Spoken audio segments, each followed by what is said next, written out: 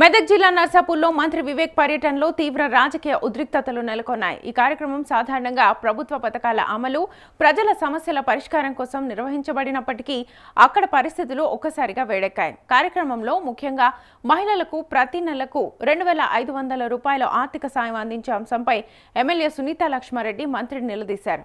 ఈ హామీ అమలు ఎలా జరుగుతోంది, ఎప్పుడు ప్రారంభిస్తారు అని ఆమె స్పష్టమైన సమాధానం కోరడంతో వేదికపై వాగ్వాదం మొదలైంది. మంత్రి వివేక్ సమాధానం ఇవ్వడానికి ప్రయత్నించినప్పటికీ ఇద్దరి మధ్య మాట పెరిగి ఉద్రిక్త పరిస్థితి నెలకొంది.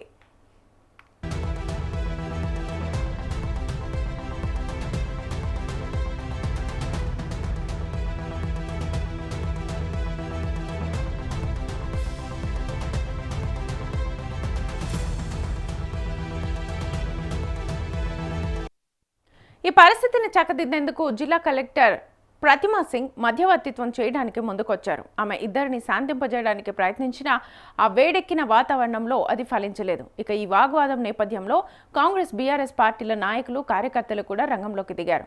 ఇరు పార్టీల నాయకులు పోటాపోటీగా నినాదాలు చేయడం ప్రారంభించడంతో అక్కడ గందరగోళ పరిస్థితి నెలకొంది. ఒకవైపు కాంగ్రెస్ నేతలు తమ పార్టీ హామీలను సమర్థిస్తుంటే, మరోవైపు బీఆర్ఎస్ నాయకులు ప్రభుత్వంపై విమర్శలు గుప్పించారు.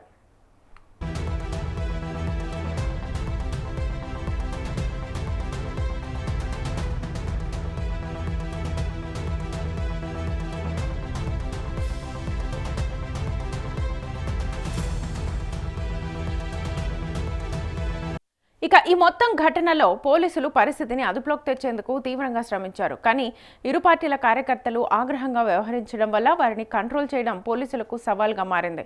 కొంతసేపటి తర్వాత పరిస్థితి కొంతవరకు అదుపులోకి వచ్చినప్పటికీ ఈ ఘటన స్థానిక రాజకీయాల్లో తీవ్ర చర్చనీయాంశంగా మారింది.